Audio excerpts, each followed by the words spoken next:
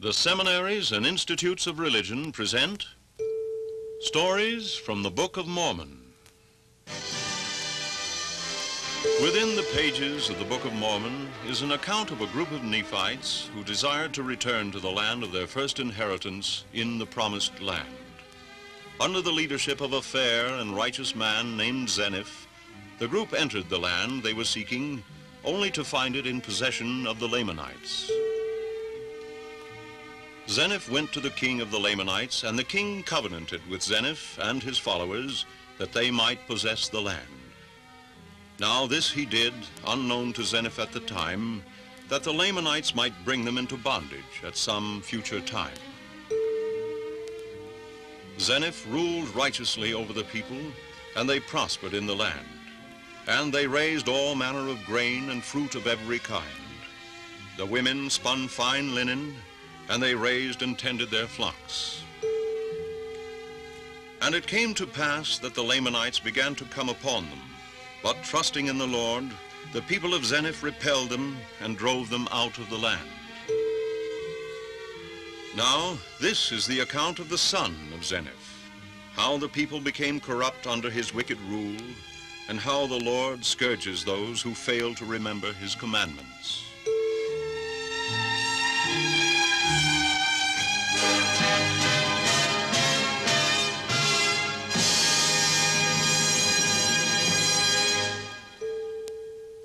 And now it came to pass that Zeniff conferred the kingdom upon Noah, one of his sons. Therefore Noah began to reign in his stead, and he did not walk in the ways of his father.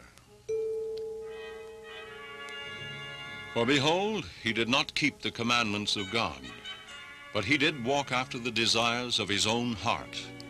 And he had many wives and concubines, and he did cause his people to commit sin, and do that which was abominable in the sight of the Lord. Yea, and they did commit whoredoms and all manner of wickedness. And he laid a tax of 1/5 part of all they possessed, 1/5 part of their gold and of their silver, and 1/5 part of their ziph, and of their copper, and of their brass and iron, and 1/5 part of their fatlings, and also 1/5 part of all their grain. And all this did he take to support himself, and his wives and his concubines, and also his priests and their wives and their concubines. Thus he had changed the affairs of the kingdom. For he put down all the priests that had been consecrated by his father, and consecrated new ones in their stead, such as were lifted up in the pride of their hearts. Yea, and thus they were supported in their laziness, and in their idolatry, and in their whoredoms, by taxes which King Noah had put upon his people. Thus did the people labor exceedingly to support iniquity.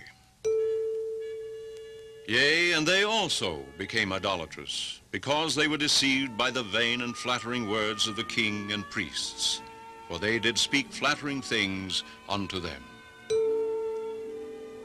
And it came to pass that King Noah built many elegant and spacious buildings, and he ornamented them with fine work of wood, and of all manner of precious things, of gold and of silver, and of iron, and of brass, and of ziph, and of copper.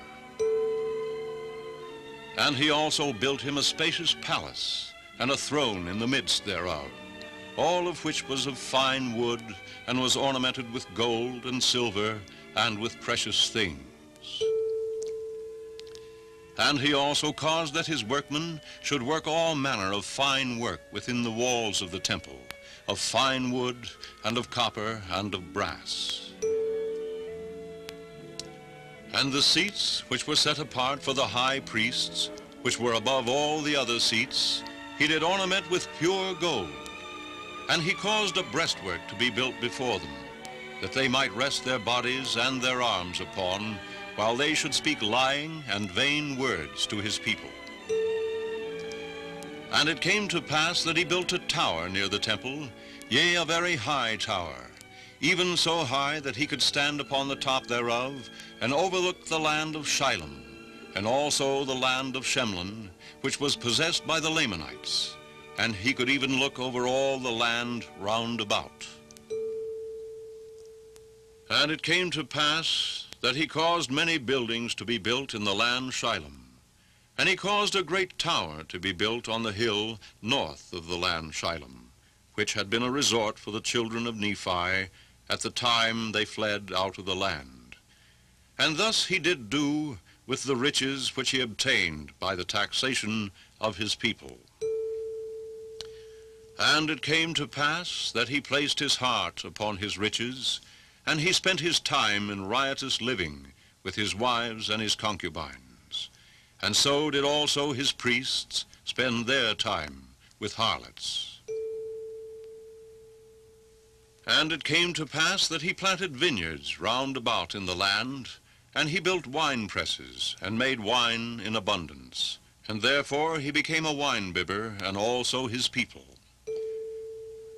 And it came to pass that the Lamanites began to come in upon his people, upon small numbers, and to slay them in their fields, and while they were tending their flocks. And King Noah sent guards round about the land to keep them off, but he did not send a sufficient number. And the Lamanites came upon them and killed them, and drove many of their flocks out of the land. Thus the Lamanites began to destroy them and to exercise their hatred upon them. And it came to pass that King Noah sent his armies against them, and they were driven back, or they drove them back for a time. Therefore they returned, rejoicing in their spoil. And now, because of this great victory, they were lifted up in the pride of their hearts. They did boast in their own strength, saying that their 50 could stand against thousands of the Lamanites. And thus they did boast, and did delight in blood, and the shedding of the blood of their brethren. And this because of the wickedness of their king and priests. And it came to pass that there was a man among them whose name was Abinadi. And he went forth among them, and began to prophesy, saying, Behold, thus saith the Lord, and thus hath he commanded me, saying, Go forth and say unto this people, Thus saith the Lord, Woe be unto this people, for I have seen their abominations, and their wickedness, and their whoredoms, and except they repent, I will visit them in mine anger. And Abinadi related many things that the Lord said would come to pass if the people continued in their iniquity. Now it came to pass that when Abinadi had spoken these words unto them, they were wroth with him, and sought to take away his life. But the Lord delivered him out of their hands. Now when King Noah had heard of the words which Abinadi had spoken unto the people, he was also wroth. Who is Abinadi, that I and my people should be judged of him? Or who is the Lord, that shall bring upon my people such great affliction? I command you to bring Abinadi hither, that I may slay him. For he has said these things, that he might stir up my people to anger one with another, and to raise contentions among my people. Therefore I will slay him. Now the eyes of the people were blinded. Therefore they hardened their hearts against the words of Abinadi, and they sought from that time forward to take him. And King Noah hardened his heart against the word of the Lord, and he did not repent of his evil doings.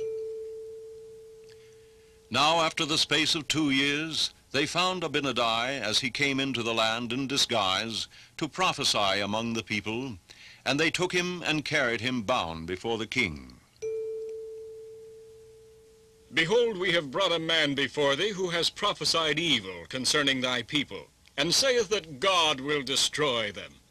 And he also prophesieth evil concerning thy life, and saith that thy life shall be as a garment in a furnace of fire. And again he saith that thou shalt be as a stalk, even as a dry stalk of the field, which is run over by the beasts and trodden under foot. And again he saith that thou shalt be as the blossoms of a thistle, which when it is fully ripe, If the wind bloweth, it is driven forth upon the face of the land. And he pretendeth the Lord hath spoken it. And he saith, All this shall come upon thee, except thou repent, and this because of thine iniquities. And now, O king, behold, we are guiltless, and thou, O king, hast not sinned. Therefore, this man has lied concerning you, and he has prophesied in vain. And behold, we are strong. We shall not come into bondage, or be taken captive by our enemies. Yea, and thou hast prospered in the land, and thou shalt also prosper.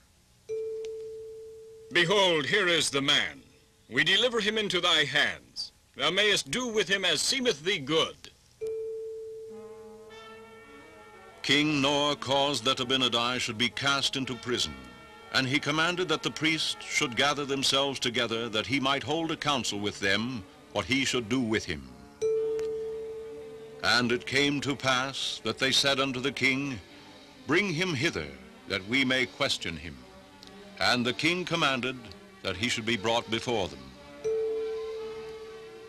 And they began to question him, that they might cross him, that thereby they might have wherewith to accuse him. But he answered them boldly, and withstood all their questions, yea, to their astonishment. For he did withstand them in all their questions, and did confound them in all their words. And Abinadi stood up to them, and rebuked them for not living up to the law of Moses, and for leading the people from the truth. He related to them many things that they willfully neglected to teach and to live. He also prophesied of many things that would occur in the future, saying that they ought to tremble and repent of their sins, and that only in and through Christ could they be saved.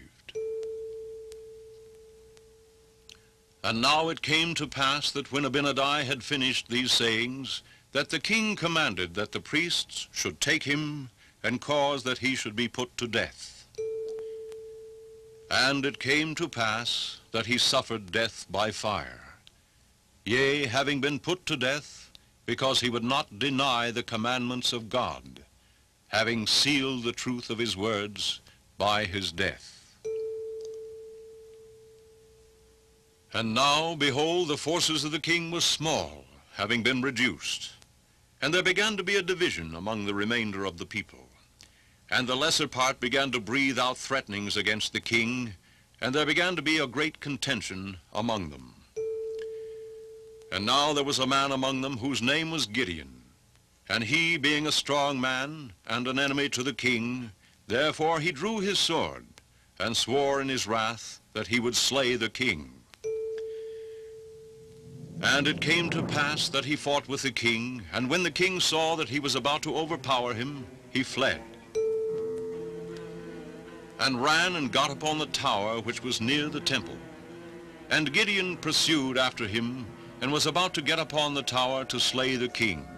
And the king cast his eyes round about toward the land of Shemlin, and behold, the army of the Lamanites were within the borders of the land. And now the king cried out in the anguish of his soul, saying, Gideon, spare me, for the Lamanites are upon us, and they will destroy us, yea, they will destroy my people. And now the king was not so much concerned about his people as he was about his own life. Nevertheless, Gideon did spare his life. And the king commanded the people that they should flee before the Lamanites, and he himself did go before them. And they did flee into the wilderness with their women and their children.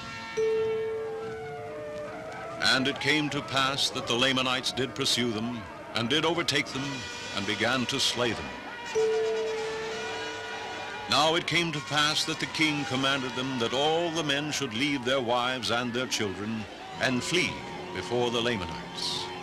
Now there were many that would not leave them, but had rather stay and perish with them. And the rest left their wives and their children, and fled. And it came to pass that those who fled had sworn in their hearts that they would return to the land of Nephi. And if their wives and their children were slain, and also those that had tarried with them, that they would seek revenge, and also perish with them. And the king commanded them that they should not return, and they were angry with the king, and caused that he should suffer, even unto death by fire. And thus the wicked King Noah died, even in the manner he had caused the prophet Abinadi to suffer death, and his pleasures came to naught.